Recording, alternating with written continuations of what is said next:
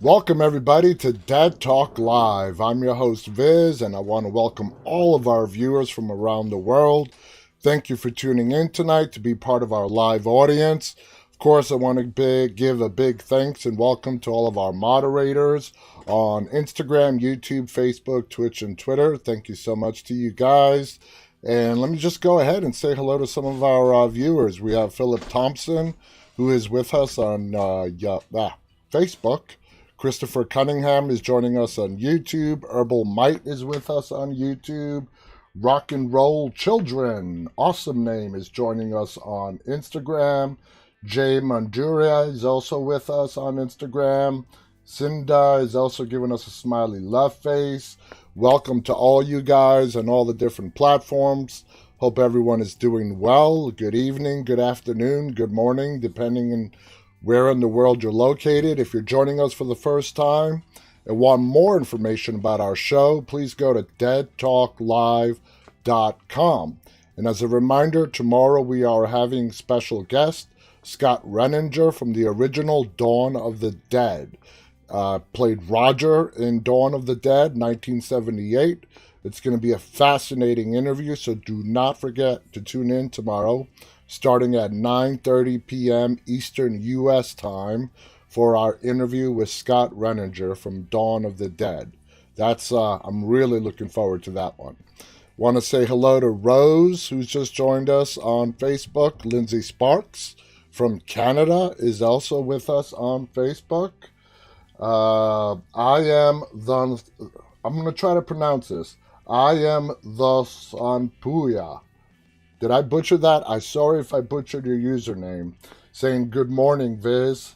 Good morning to you too. And giving us smiley love faces. So today, now I got to tell you guys this story. I normally do my taxes by February at the latest. But this has been a different year. Last year I didn't have this show. I didn't think I would be having any kind of a show. But anyway, for all the prior years, I get my taxes done really early on in the year.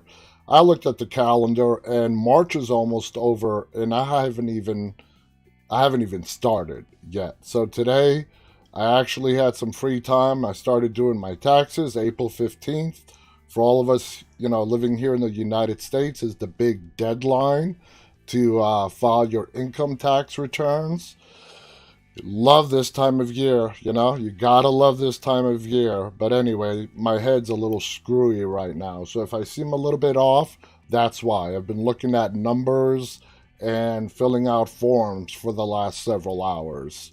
I'm like, I actually have some time today. Let me knock this out. Figuring I'll be done in an hour or two. No, it doesn't work that way. Things never go according to plan. Just like any kind of movie you've seen, any plan that they come up with, it never goes according to plan. Shit always starts to go sideways. That's exactly what happened with me today and my ventures into doing my tax returns for the year 2020. Christopher writes, I feel your pain, Viz. I'm an accountant. Good. I'm going to definitely keep you in mind, Christopher. But, I used to rent an office. And my next door neighbor in the office building was an accountant. And between January to mid-April, the guy worked like 20 hours a day. I don't know if this is the same for you, Christopher, but if you're an accountant, this is your peak time. Accountants earn, like, I would say 80 to 90% of their yearly income between the months of January and April, here in the United States at least. The dude worked his ass off every single day. Welcome to Julia Kramer, who's joining us on YouTube, saying, what's up? Christopher says, yes, it's been a very, very busy season. That it has. Today, for some reason, even though it's still Thursday night here in the U.S., all day to me today it felt like Friday, but it's not Friday. It won't be Friday till tomorrow. I know for some of you it's Friday, but not for me here. So anyway, let's get started. Like I said, I'm feeling a little wacky today. So if I seem a little bit off, you know why. So I had to explain why. All right, let's see. What do we have first on the list? Apparently, last week's Walking Dead episode is getting a lot of backlash. And we talked about this in length yesterday.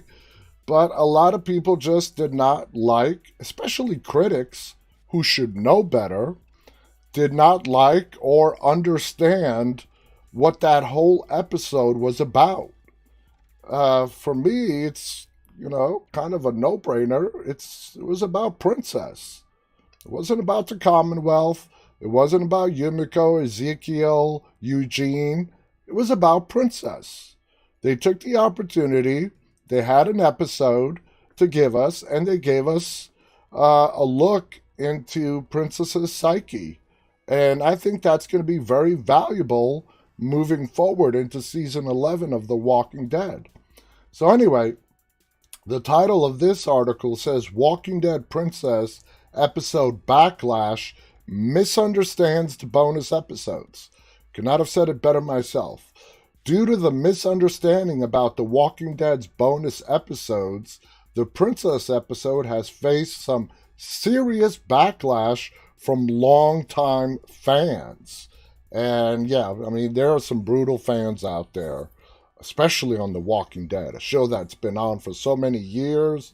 And, the people that have stuck with it through thick and thin, when they get an episode like last week's, whether A, they don't get it, B, they just flat out are bored and don't like it, there's always backlash, especially on social media.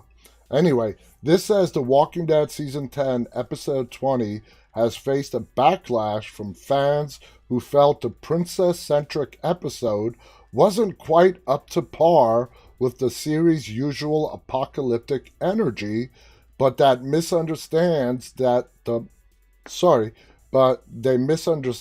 bonus episode.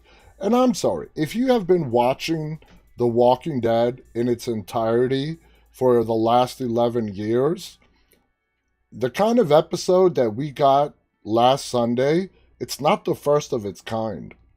In fact, the majority of Walking Dead episodes that we have gotten in 10 seasons have been exactly what we got this last Sunday. Yeah, we have the big wind-ups, okay, that lead to an episode or two or three of action, great storytelling, shit being blown up, walker heads exploding and whatnot. But the majority of the Walking Dead episodes are storytelling episodes. That's how it's been from the beginning. They like to wind up the story, take their time, and in my opinion, it's part of the reason of what makes the show so damn good. It's not about, giving us explosions and whatnot every single damn episode. The episode, which is called Splinter, is part of the 6 extra episodes filmed as an epilogue to Season 10 during the height of the coronavirus pandemic. The installment is primarily focused on Princess after she, Yumiko, Eugene, and Ezekiel were surrounded by a group of mysterious people in military-grade armor who look like The Walking Dead's version of stormtroopers. Spending most of the episode held captive in a train car, Princess fights an internal battle between self-preservation and saving her new friends. Fans were given a look into Princess's history without a single flashback scene. I think that's great. They did not have to give us a single flashback scene to give us a look into her psyche. And when it's revealed that her interactions with Yumiko, Eugene, and Ezekiel were hallucinations, audiences were given insight into Princess's current mental state. Now, we're not 100% clear that her interactions with Yumiko were a complete hallucination. They completely could be, but there is no clear line that said, oh man, she dreamt all that up. We know that her interactions with Ezekiel, that was all made up. That was all in her head. But as far as Yumiko, maybe Eugene, we're left to sort of figure it out and come to our own conclusion on whether that actually happened or did not. Anyway, continuing on, a portion of The Walking Dead's fan base has protested the slower epilogue episodes, claiming they do nothing to push the story further as the final season approaches. And that was most exemplified by Princess's installment. And you know what I think it is? I think fans are realizing that the mother show is coming to an end, and they want each and every episode to be absolutely epic.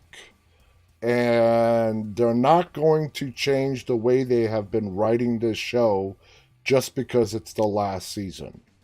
I understand the anxiety, the angst some fans might be feeling as an episode gone by they might feel is an episode wasted. In my opinion, it's not. But they're not going to change how they've been doing things for the last 11 years just because it's the final season. The Walking Dead Season 10, Episode 20 currently stands as the lowest rated episode of the series on IMDb. Wow. That kind of surprises me because I can think of at least 5 to 10 episodes that were way worse than the one that we got on Sunday. I liked last Sunday's edition. Frequent complaints claim the episode does nothing to progress the story forward and adds nothing of value to the show. Others disapprove of the fact that there wasn't a single death in the episode. And that right there tells you a lot about some of the fans of The Walking Dead.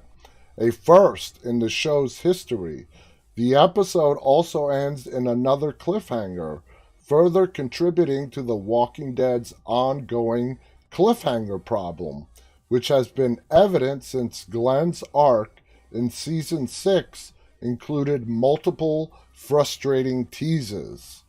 However, The Walking Dead Season 10's bonus episodes were not intended to be story-focused.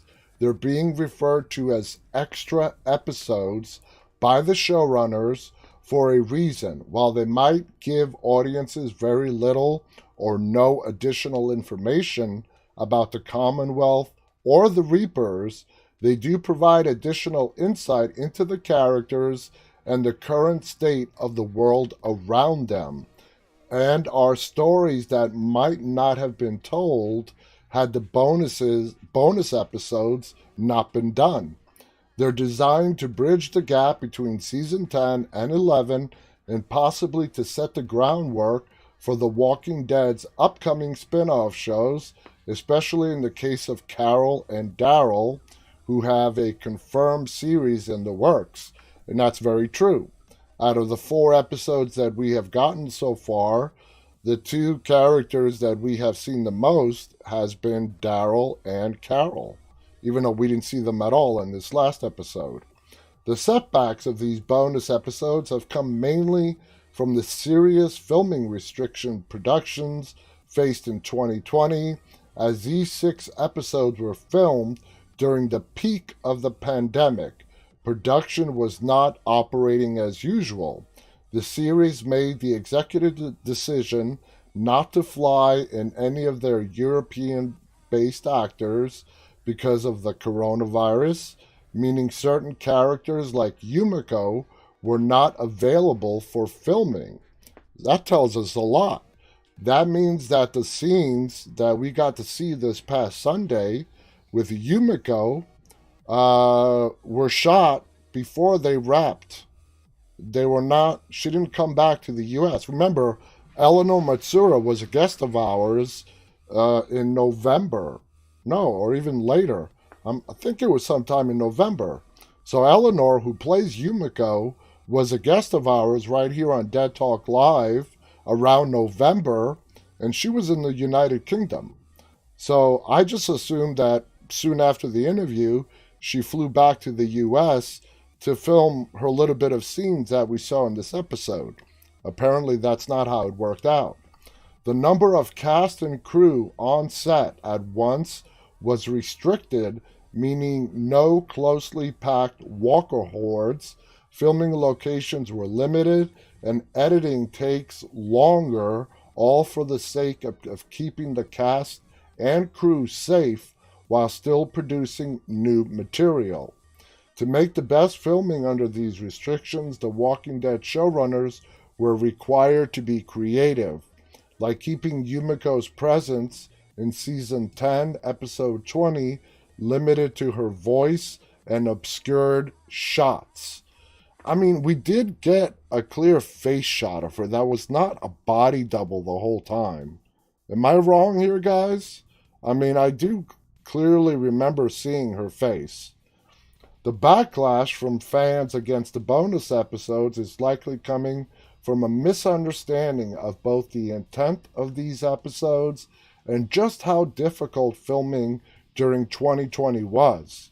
To fill the void between seasons, the series got creative and took the time to explore some beloved characters in a more in-depth way that they may have had the privilege to do during a regular season, where there is heavy pressure to move the series forward in every episode.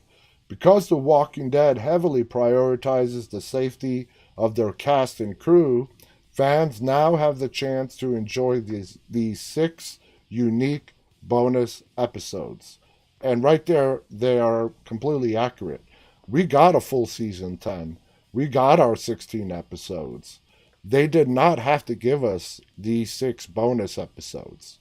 They could have went straight to the end of the Whisperer War and waited a whole other year before premiering season 11. So basically, people should stop bitching about it. So let's see what you guys are saying. Stone Walkers writes, episode 20 was incredible. Christopher says, let it play out. Walking Dead writers know what they're doing. Exactly. The show is not a one and done with each episode. You just got to let the story unfold. These guys normally do not put stuff in there just to fill up airtime. There's a reason. There's a methodical reason behind everything that's done on the show. You just have to be patient and let it play out. So Christina is with us on Instagram saying hello. Hello to Christina. Dim is also with us. Andrew Valentine 712 is with us. Welcome, Andrew. As is Marcos, who is waving at us on Instagram. Lindsay Sparks says, I agree with you, Viz. Julia Kramer writes, I just wish the show could go back to season 4 or 5. They can't. Okay? I know that's the height of the show. And Julia, you just got to ask yourself a question. What was it about seasons 4 and 5 that made it so special? Was it because it was still fairly new and growing and, yeah, just basically growing on us and becoming really popular, and the characters were becoming close to our hearts? And now that we're 6 years later, that has sort of faded, as everything does with time. As the directing, I disagree with you, Julia. Julia says better directing. I disagree with you. I mean, The Walking Dead has some amazing directors. Greg Nicotero has not done any of these 6 bonus episodes because he has been busy with Creepshow. He's going to be here on our show very soon to talk about the upcoming season of Creepshow. And then you also have Michael Satrazemis, who is the full-time executive producer of Fear the Walking Dead. But yet he still does come over and direct Walking Dead episodes. He directed the season 10 mid-season premiere when they were all trapped in that cave. So I respectfully disagree with you, Julia. I think that it has nothing to do with the directing. I think it's us and fans in general. Back in seasons 4 and 5, it was still fairly new. We were, falling in love with these characters because we have seen them. We were seeing them for 3, 4 seasons on into the height of the show, which was season 5. It's just that time makes what was new and exciting fade away. That's why this is not a phenomenon that is just unique to The Walking Dead. That's why, as we said yesterday, a lot of shows wrap after 4, 5, 6 seasons, at the most 8. And yesterday, in the article that we read, they used Breaking Bad as the perfect example. Breaking Bad had a story that had a beginning, a middle, and an end. And they did not push it beyond. It still had huge audiences when they ended it, and they ended it. Walter White died. If you want to argue the same thing for The Walking Dead, that they should have done the same thing on The Walking Dead and end it, what? Where would you have ended it? Do you end it before we meet Negan? Do you end it after the Savior War? Or do you end it when Kirkman ended the comics, which looks like what they're going to do? They are going to follow the entire path that Robert Kirkman took with the comics straight through to the end of the Commonwealth and where Rick died. Obviously, it's not going to play out the same way as it played out in the comic books because too much stuff has changed, but, we got to wait and see it. Julia writes back, I'm sure you know it too. If the show ended in season 6 or 7, it would be considered one of the best shows of all time, but now it's kind of known as the show that everyone used to watch. Yes, not everyone, but I agree with you. 100%. Look, we're going into season 11. It's been a long time. A lot of the fans that are watching the show today, they were like 4 or 5 years old when the show premiered back in 2010. So they didn't get to watch it as it aired live, like old timers like myself did. So it's a matter of perspective. It really is a matter of perspective. They could have ended it at season 6 or 7. We could have never been introduced to Negan. Season 7 is when the ratings really started to go down after Glenn and Abraham's death. But it's a decision, and they decided to go on. Personally, I like that it's still going on. I like the fact that we know when it's ending, and there are a lot of people that are sad that it's ending, but everything has to come to an end. I'm just looking forward to what comes afterwards. I'm looking forward to the season 11. I'm looking forward to the movies. I'm really, on the fence about this Carol and Daryl spinoff. I think there's a very real possibility that might flop. I know people are going to not like to hear that from me, but that's the one spin-off that I'm really kind of skeptical about. It all depends on how the writing goes on it. I think Tales of the Walking Dead is going to be very successful. That's the spin-off where each episode is going to be just a story on itself, an anthology. I feel very confident about Tales of the Walking Dead. As far as the Daryl and Carol spin-off, I don't know, man. I really don't. I hope it's a huge success. We just got to see how it goes. We just have to wait. Khaleesi writes, season 9 and 10 have been freaking awesome. Christopher writes, I was living in Spain in 2010, and The Walking Dead was one of the few shows I watched. Awesome. Welcome to Dabby on Instagram. Andrew writes, bring on season 11 in the movies. Yes, the movies. You know, the longer we wait on when they're going to actually start shooting these movies, at least I want them to at least start filming them. I mean, you know, COVID is supposedly getting better in most parts of the world. Is there a plan? Is there a date set when they're going to shoot the first scene with Andrew Lincoln? What's the holdup? I don't know. Anyway, this was an article that we had up yesterday that we didn't get to, called The Honeydew Review, a flame-grilled rural horror. A pair of city slickers find predictable trouble in the deepest New England, but Devereaux Milbourne shocker has an atmospheric edge.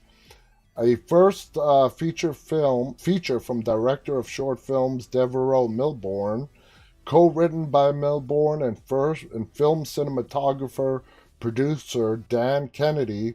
This is a stylized and unsettling horror jaunt that plays interesting variations on an all-too-familiar plot premise. Sam and Riley, a good-looking couple in their 20s, played respectively by Sawyer Spielberg, yep, that is the son of Steven Spielberg, and Malin Barr, takes the always foolish decision to leave the safety of the city for a camping trip. And I grew up in the city, and I've said this before, I have no desire to go camping. In this case, they elect to pitch a tent somewhere in rural New England because Riley is working on a doctoral thesis about a fictitious fungal infection in wheat that causes gangrene and madness in cows and people. That's something new. However, they soon get run off their campsite by a local farmer with a flat car battery, forces them to seek help at the cluttered homestead of elderly Karen, a keen baker and cooker of meaty steaks, and her mute, brain-damaged son, played by Jamie Bradley. The city slickers soon find themselves at the mercy of ravenous desires. Why do I feel cannibalism coming on? But on the plus side, all the TV sets seem to be perpetually tuned to the last station in the world, showing nothing but old black and white Popeye and Betty Boop cartoons from the Inkwell Studios' heydays in the early 1930s. A glorious period in animation and good match for the body horror that's about to be revealed here. And I'm telling you, this is going to be a cannibal movie. Let's go ahead and watch this trailer. I gotta check this out. So let's see what this trailer is all about.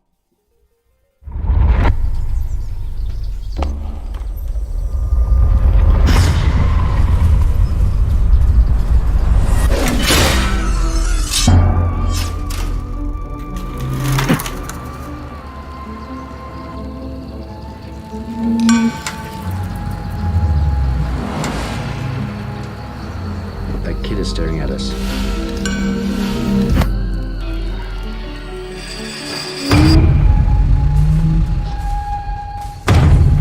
You're on my property. Do you know anything that might be open this late? Like a motel or...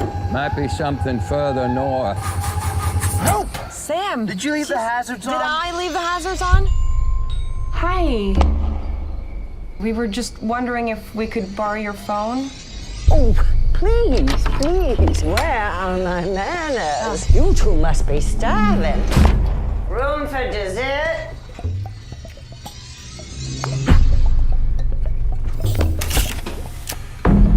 There's no online or phone service over here.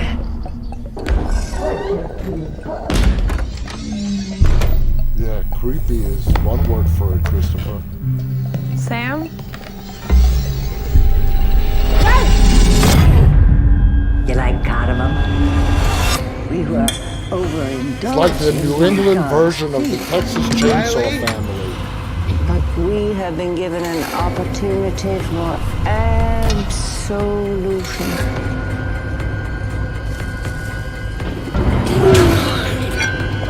So we may be judged in his image. Yep, they're cannibals. Told you. Cannibalism. Oh well. It looks interesting, but, you know, you got to question that couple. I'd rather just spend the night out on the road, even if it's just, you know, walking all night long, rather than going to that house. They were looking for a phone. She obviously doesn't have a phone. She tells them they don't have a phone. So why the hell do they go inside? I wouldn't. Anyway, Spirited Away, 10 Ways. It's actually a horror movie.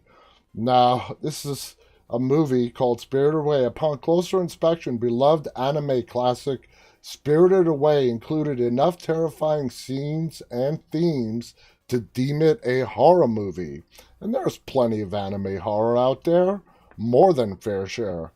Hayao Miyazaki's beloved 2001 fantasy masterpiece, Spirited Away has maintained its hold over audiences long after its release, making it one of the most iconic animated films and international movies of all time. On top of the many accolades it has received and merch that crowds the corners of any fan's living quarters, part of what has made the film so memorable and such an inspiration to many of all ages is its boundless and shameless creativity in the design and characters of world building. And I guess it just took somebody 20 years to say that it's actually a horror anime. For those of us that have seen it, it is a classic, and no doubt in my mind it was a horror anime. Anyway, let's see. American Horror Story Season 10 enlists supermodel Kaia Gerber. All right? We're getting close, well, if you consider the fall close, on the release of American Horror Story. We got a title for American Horror Story Season 10. It's going to be called Double Feature. For the first time in the show's history, they are doing 2 stories in one season. And how they're doing it, we have no idea. Are they just doing the first half of the episodes, first set of episodes, be story A, and the last half of the episodes be story B? Is each episode going to have story A and B in it? No idea. But 19-year-old supermodel Kaia Gerber is joining the cast of American Horror Story in its upcoming Season 10 titled Double Feature. Horror Story co-creator Ryan Murphy shared a new casting announcement for the show's upcoming season that's set to focus equally on the terrors of sea and sand. And, you know, when they say sand, they basically, I'm assuming they mean sea and land. One story is going to be set at sea, and the other one is going to be based on land. That really just doesn't give us any kind of useful info anyway. Double Feature Season 10 of American Horror Story will feature a role portrayed by supermodel Kaia Gerber, as confirmed by Murphy. The creator posted the news with the caption, "Very excited to announce that Kaia Gerber is joining the American Horror Story family." And those of you that don't know, here is a picture of the young supermodel. AHS will be Gerber's first television role, having only done modeling work previously. And it's not a stretch. Plenty of models have gone on to acting. Jamie King, who is now known for Black Summer, also a former guest of ours. She started out as a big supermodel, got into acting. She's been in a ton of horror movies, and she's a great actress. AHS will be her first television role. Murphy recently confirmed that the upcoming season of AHS will be split into 2 thematic stories, announcing the show's official season as Double Feature. While not too much is known about the upcoming season for the horror anthology series, Murphy has shared a sneak peek at its characters and its future monsters.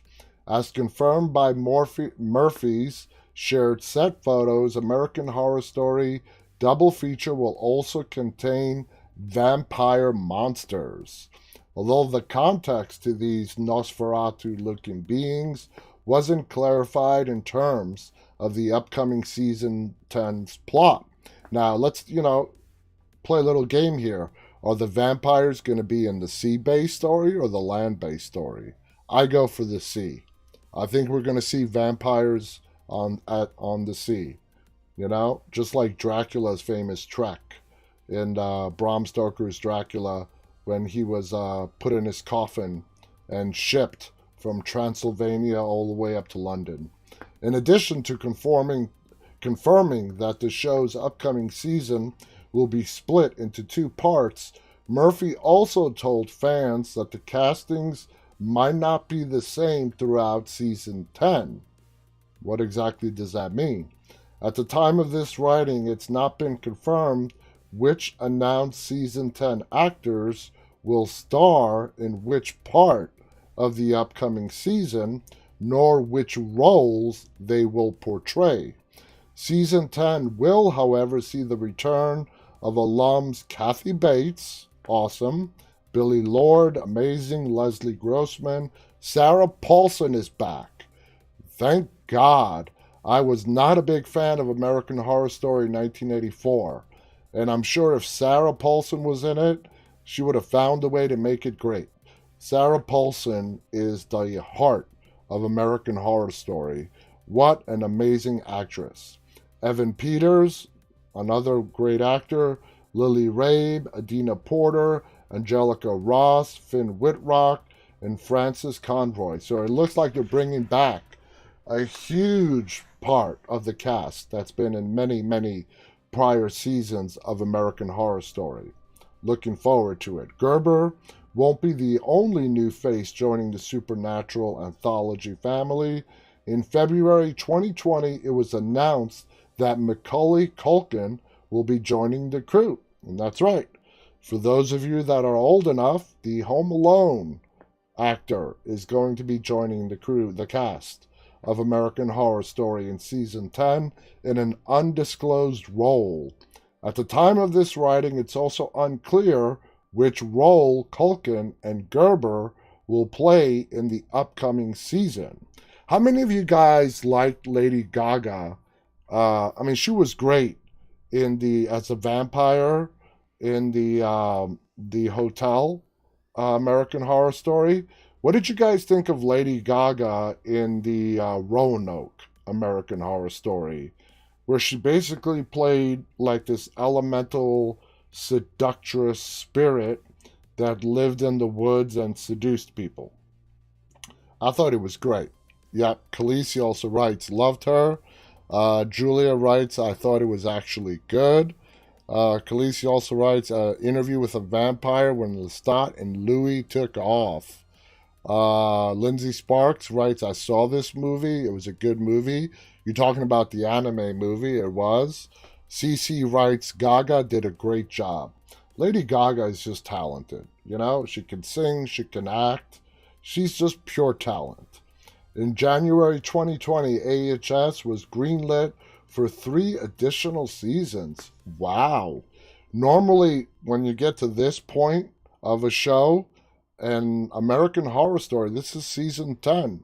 So they are into like the Walking Dead territory on how many years they've been on the air. And they've just got the green light for 3 additional seasons. I believe that includes season 10. So we're getting a season 10, 11, and 12 of American Horror Story. So whatever plotline comes next will certainly not be its last story for some time. American Horror Story 10 stars, again, all the people we mentioned. It will premiere on FX in 2021. My guess is going to be sometime between August or October. More than likely, it's going to be October. So not only are we getting AHS in October, we're also more than likely getting The Walking Dead Season 11 starting in October as well. Welcome to Kunth, Kunth, on Instagram. I have to make sure I pronounce that correctly. He says what's happening. Leo Potisa from Brazil is with us on Instagram. Hello. Moises is also with us from Brazil. GFG is giving us a thumbs up on Instagram. Welcome to all you guys on Instagram. Lindsay on Facebook writes, yes, Lady Gaga was awesome in American Horror Story. She was amazing as that head vampire in Hotel. She was just the perfect person to play that character. Anyway, let's see. The Thing and 9 other claustrophobic horror movies. Damn, we're 41 minutes already into this. Let's just quickly go through this list. The Thing and 9 other claustrophobic horror movies. Number 10, The Thing, 1982. I guess the claustrophobia thing is them being trapped in the Arctic. Number 9, 10 Cloverfield Lane. All right, can definitely see that. Number 8, Misery. Well, yeah, he was being held against his will. Number 7, Saw. 2 guys locked in a bathroom, chained. Definitely see claustrophobia there. Hush. Okay, definitely. Another Stephen King adapter right there. Number 5, The Descent, taking place underground in a series of caves and tunnels. Number 4, Alien, trapped in space. Number 3, Repulsion. I have not seen this one. This is the first installment of Roman Polanski's apartment trilogy. Repulsion stars Catherine Deneuve as a woman with a phobia of men who's left alone in her sister's apartment while she goes on a romantic getaway. She also starts to lose her mind with hallucinations of hands reaching out of the walls to grab her. And this is 1965. And as various suitors refuse to leave her alone, she starts to kill them. Sounds interesting. Number 2, Get Out, very popular film, 2017. And number 1, even though they were in a gigantic hotel all by themselves, supposedly just to keep an eye on the place over the winter months, that's right, number 1 on the list is 1980, The Shining. I don't know. Yeah, you're trapped in the Overlook Hotel, you're snowed in, you can't get out, but to use the term claustrophobia, I don't know about that. Don't know about that. Let's see. In the Earth trailer, Ben Wheatley returns to his grisly horror roots. Let's see if we can just watch this trailer. If it's listed here. We did not get a chance to watch this trailer yesterday, even though I had brought this up. I don't think we watched it yesterday, so let's go ahead and watch it today.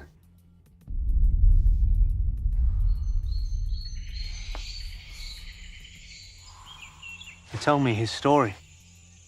These are his memories. Can you feel him now? In the earth? No, I don't know what you mean. I think you do.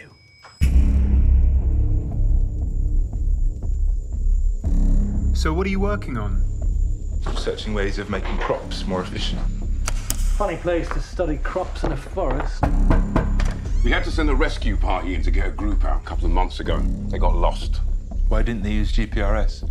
There's no phone reception in there. People get a bit funny in the woods sometimes.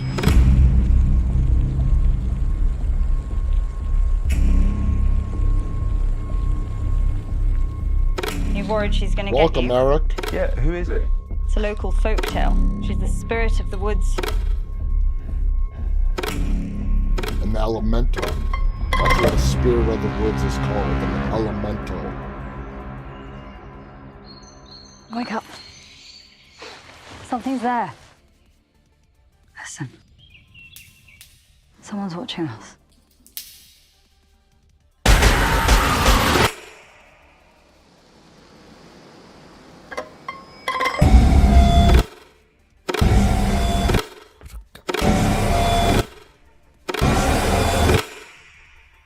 saw something in the woods. It wants to talk.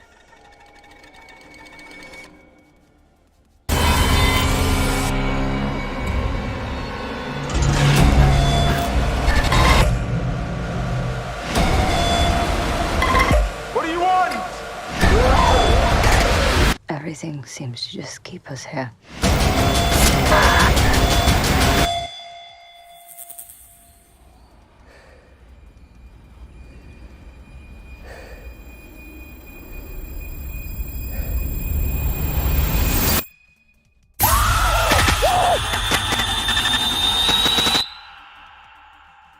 In the Earth. Looks interesting.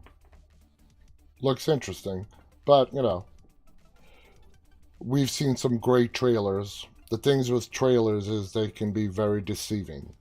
You just take some of the best scenes of a movie, put in some good music, and you can make even the crappiest movie look absolutely amazing in a trailer. But that looks interesting.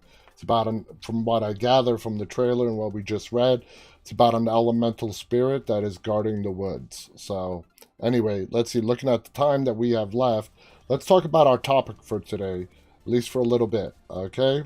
Urban legends. This is something that we have covered before, and we're sort of going to take a little bit of a different spin. Horror movies with urban legends attached. Of course, there's Robert the Doll, one of the inspiration for Chucky in Child's Play. And then it's different from the Warrens' Raggedy Annabelle case. The actual doll can be visited in Key West, Florida. The legend of Robert has spawned 2 films. Then you've got the Poltergeist curse, the urban legend of the Poltergeist set using real corpses from India, which also occurred on the set of the original Texas Chainsaw Massacre. Several actors have died since the beginning of production through to just a few years afterwards. Just one of those weird occurrences, probably just a coincidence, but yeah, you know, when we have heard many stories when it comes to production, that there has even been Eli Roth in his History of Horror this past season that aired in October. He did an entire episode called Cursed Movies, where from the start of filming to the end, there were just too many coincidences of things going wrong, people mysteriously dying, accidents, and whatnot that could not be explained as just coincidences because there were just too many of them. And then, let's see, you have the Dúlan, that's an Irish Gaelic folklore. The Headless Horseman, whose appearance in the Irish folklore predate Washington Irving's creation. Afraid of Gold, he uses a whip made of a spine.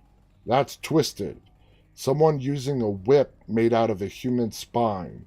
Now, unlike Irving's creation, the Dúlan is actually a fairy or a creation of the Dark One, Crom Dubh. This is an Irish Gaelic tale.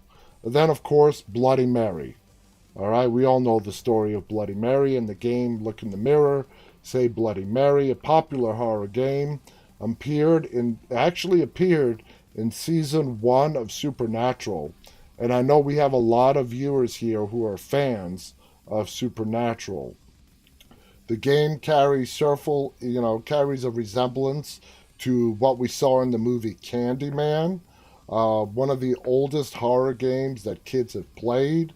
The legend got its own feature film in the 2008 title, The Legend of Bloody Mary. And then The Black-Eyed Children. It's another horrific story of panhandling and hitchhiking children with black eyes and pale skin, originating from tabloid journals. A newer urban legend that has existed from the 1980s. It grew to prominence in the 90s. The legend was featured in 2012's Kickstarter funded indie horror movie called Sunshine Girl and the hunt for the black-eyed children. And it just goes on and on. Like the Omen movie had a famously cursed production. That was part of the list. Gregory Peck, who played the father, suffered a loss after agreeing to take on the role, nearly dying after lightning struck the plane he flew to get to the filming location. A special effects assistant was decapitated in a crash similar to the decapitation in the film where they were in Israel, and the journalist is leaning over. You guys remember the scene? The truck that's in front of him, the parking brake becomes undone. There's a big sheet of glass. Car slams to a dead stop. Glass goes flying out the bed of the truck, slices his head right off. Loved the Omen. We got a little bit of a video here that talks about some of these urban legends. So let's go ahead and take a quick peek at this. This is from our friends at What Culture. You would think that after all these years, just the words based on a true story would be enough to strike fear into the hearts of cinema-goers the world over. Even when you know they're exaggerations for entertainment's sake, nothing is scarier than a little seed of truth when it comes to horror movies. And sometimes, those seeds branch out from the confines of the screen and take root in the real-life production process too. We've all heard tell of cursed movie sets and actors haunted by their film parts that only deserve a dismissive scoff. But still, there are some legendary production stories out there that are just too inexplicable and weird to simply be brushed aside once you get to the bottom of their sensational stories. That's true. I mean, it's either that or they're a really good marketing stunt, but it is up to you to decide. Ooh. So let's crack open this real-life Necronomicon and take a look at the horrors of reality. I am the mirrored reflection of Bloody Ash from What Culture, and these are 7 horror movies with creepy urban legends. 7. Rosemary's Baby was cursed by witches. Back in the day, making a big movie about religion and the devil would stir up all sorts of controversy. And if you ask producer William Castle, he will tell you that controversy wasn't just levelled from our plane of existence. He was certain that supernatural effects had taken hold of the film production, with a series of dark events playing out that suggested the film's evil. I gotta say this. For us Americans, controversy is controversy. I love the British. Okay? Please don't get offended at that. Evil was being reflected in reality. First, the composer of the film was knocked into a coma at a party, falling from an escarpment and dying 4 months later in a strange parallel to Rosemary's friend Hutch.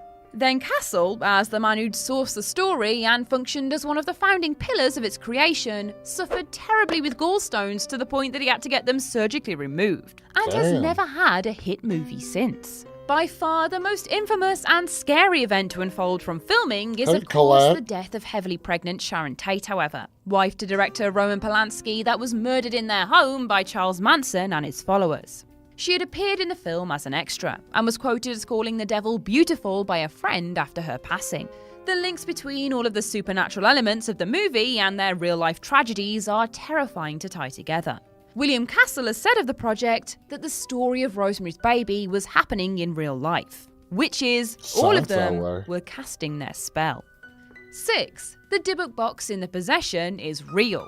The story of a haunted box in The Possession might seem like a simple warning against buying weird crap you don't need from garage sales. But the true story that influenced its creation is far different. The real-life counterpart is a simple warning against buying weird crap you don't need from the far less romanticised eBay, which is as fair a lesson as you're ever going to get in life, really. First located in Spain by a Holocaust survivor, a wine cabinet was passed down through a family and consequently sold at an estate sale after her death. Bought by writer Kevin Manis after learning they didn't want it as it was haunted. He popularised the term Dybbuk box with his purchase and documented his encounters with the Dybbuk, aka a Jewish evil spirit intent on possession, after opening the box, giving the movie that big shiny true story banner that audiences just love to buy into.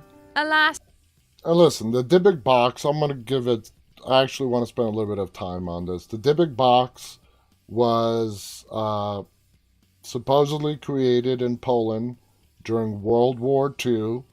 It was the people that were being terrorized by the Nazis. They conjured up a Dybbuk to protect them against the evil Nazis. So I guess you conjure evil to fight evil or whatever. They ended up, after a while, sealing that demon, the Dybbuk, into this wine box. Anyway, that box right now is owned by Zach Baggins. For those of you that like to watch ghost hunting shows and paranormal investigation shows, Zach Baggins is the lead investigator in the Travel Channel's Ghost Adventures. He owns a haunted museum in Las Vegas, Nevada. So if anybody out there actually wants to see the real-life Dybbuk box, it is on display in Zach Baggins' Las Vegas Museum of Haunted Items. So it's a little bit of info. You know, the events of the possession aren't really akin to what the Dybbuk box did in real life. Whilst eminently creepy, the Dybbuk box spread a sense of discomfort and illness more than outright haunting people, apparently collectively causing hair loss, nightmares, a stroke, hives, welts, coughing up blood, and events around the home like lights burning out throughout its history of being passed around. It's suspicious that a writer is the one to birth a legend, but in either case, it is actually real enough as a cabinet. And the box has now been resealed and safely stored in a museum. Indiana Jones would be proud. Sexy 5. is bald. The Omen was prophesied to wreak havoc on its actors. It is sexy Just to like be with bald. Rosemary's Baby, if you incite the devil in your movie, chances are he's not going to be happy about it. And the set of The Omen found that out the hard way. Perhaps one of the most infamous and catastrophic spooky set stories on this list. Laughing. Many I have totally heard about the strange that events up. that plagued the film from the very beginning, culminating in a car crash that mirrored the decapitation of Keith with a sheet of glass in the film. SFX consultant John Richardson was involved in a crash that killed his assistant Liz Moore in much the same way. Waking up after the incident that sliced her in half to see the sign Omen in the Netherlands at the 66.6 kilometers point. And that was nowhere near the start of it. Star Gregory Peck's son died by suicide right after he agreed to take the part, and then lightning struck his plane when he flew out to the filming location. Which is what we just said. So basically, you know, urban legends, a lot of things going wrong on sets during filming, before filming, after filming. There are some movies where, yeah, they are just coincidences. But then you have other movies where, like The Crow, and what happened to poor Brandon Lee with the filming of The Crow. That movie was cursed. That movie was cursed, and it had a really, really tragic outcome. And we lost Brandon Lee, who is the son of Bruce Lee, for those of you that don't know. Anyway, guys, we are out of time for tonight. This hour flies by every night ever so quickly. For more information, please visit us on the web at deadtalklive.com. To be a part of our live audience, you can find us on YouTube, Instagram, Facebook, Twitch, and Twitter, Monday through Friday, starting at 9:30 p.m. Eastern U.S. time. I'll be back on the air again tomorrow. And until then, guys, stay safe and always stay walking. Good night.